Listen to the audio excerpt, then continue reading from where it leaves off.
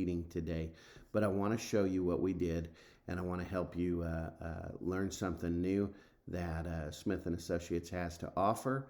What we talked about today was how to streamline our process after we go under contract. Now, if you go in and you look at a contract, we have all kinds of timestamps on our contracts. Let's grab one and open it real quick. That's not it.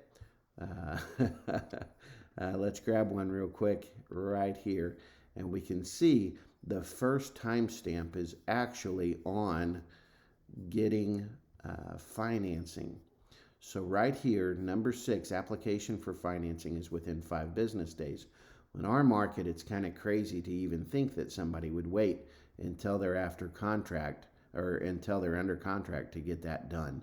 But it's there. So if they're not pre-approved, you want to make sure that you go ahead and get that done within 5 business days of going under contract. After that, you've got non-refundable deposit and earnest money. On the earnest money addendum, it will line out when that will be delivered, and the non-refundable deposit is generally within 3 business days following agreement to repairs on inspection, repair, and survey addendum. So this is what Smith and Associates really sticks to when we're doing a non-refundable deposit, unless the offer is accompanied with an inspection, repair, survey addendum already signed by the buyer saying no repairs requested. So there's that. Then we go into survey. Survey is supposed to be done within 30 days prior to closing, and that's just not possible. So what I would recommend is going in and making sure that on number 11, oh goodness, hush, on number 11, you reference that on paragraph 30 and say that survey is to be approved by the buyer anytime prior to inspection. After that, we have the actual inspection, and that's within 10 business days. Now then we have some things that follow that are also within 10 business days. Well, we've got the disclosure that's within 3, but then we have termite, and if they're going to search for lead-based paint. All of those happen within 10 business days. And insurance. Everything that has to do with the condition of the property is within 10 business days, except for the disclosure. That's 3. Then we've got our closing date, and we've got our signatures actually after that. So those are our timestamps.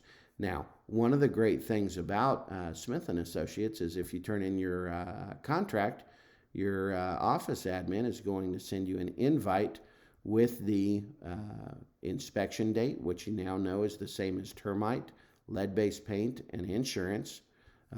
And then you're going to get an invite for your closing date. So those are pretty easy to keep up with. But something else that, 2 other things that we do that are really streamlining getting your contracts closed is we've created a format letter for a buyer that's under contract. So you would simply select the email, all of the words in it, copy that, open an email, and paste it in. You'd make the correct edits. I would grab this, cut it, and paste it into the subject line. Buyer order for title, mortgage, and inspection. Dear team, the buyers have gone under contract. I would change that to the buyer's last name. The Smiths have gone under contract. Buyer 1, John Smith. Buyer 2, Jane Smith. So just make the edits needed for the correct names, phone numbers, and email addresses, the lender info, the title company, and then below we've got the verbiage needed. The contract is included in an attachment. The MLS sheet is also attached. Please reference the MLS sheet for property info and contact info for the listing agent. Please confirm with the listing agent which title companies the sellers will be using. Inspector, please reach out to the list agent to confirm all utilities are on and for information on how to gain access. Thank you all, and I look forward to closing this one smoothly and on time. So you would send this to Sally, the lender. You would send this to Tammy, the closing agent.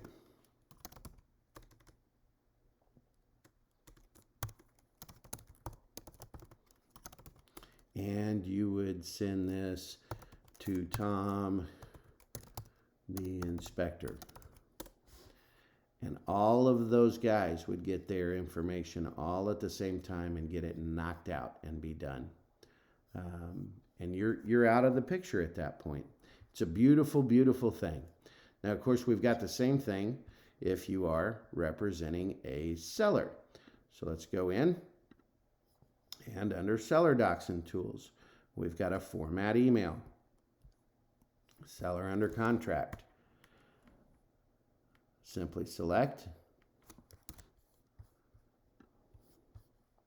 compose an email, go to the top, grab that one, cut it, and paste it in the subject line.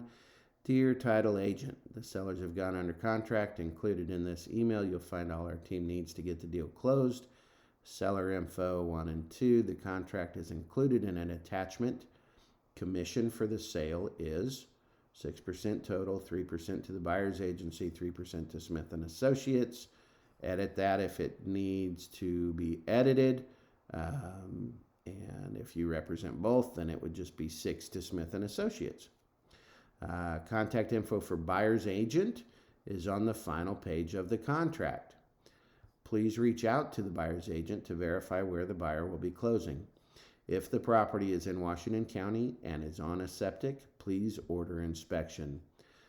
Feel free to reach out to the sellers with any questions, including who they use for termite service and their mortgage company. If they don't have a current termite plan, please recommend a fast and affordable company. I've let them know you're on our team and ready to help. Thank you, and I look forward to closing this one smoothly and on time. So that knocks it all out. That gets you out of the picture for termite, for septic, for any of that, and it gets people working for you that you are actually feeding transactions to. So let's put them to work for us. Let's make them help us and allow us the freedom to either have some time off or go get some more transactions and get back to work. Now, another thing that I use that I think could be helpful to you is a spreadsheet with all of my pendings. So if you go in and create your own spreadsheet, you can actually put any information that you want at the top: price, commission, the payout, buyer, seller names, co-op agent name, and then the lender and the title company. It's all here in one place. Closing date. And then I love this. You can actually just copy and paste a link to the file. And then your title agents and lenders can have access to the file right there. All I have to do now is text my favorite title agent and lender and say, hey, I got a new one. It's on the spreadsheet. Go get it. Go get it done. So you can see here, I use Shelby at Waco a lot, and I love using Suki. They have access to this spreadsheet. I don't necessarily share access with everyone. This title company that I'm using in Harrison for this transaction, First National, I don't use them much. That's Buffington's title company. They don't have access to that. But it just helps me get that knocked out and with the people that I work with most. And I would really, really recommend you use one person as a title company and one person as a lender as often as you can. Just really, really work streamlined that way. So that's the meeting for today. I hope that helps you. It sure helps me. It helps me a lot to stay focused. Have a great week. Next week is our big meeting with everyone attending, and we'll see you then. Take care.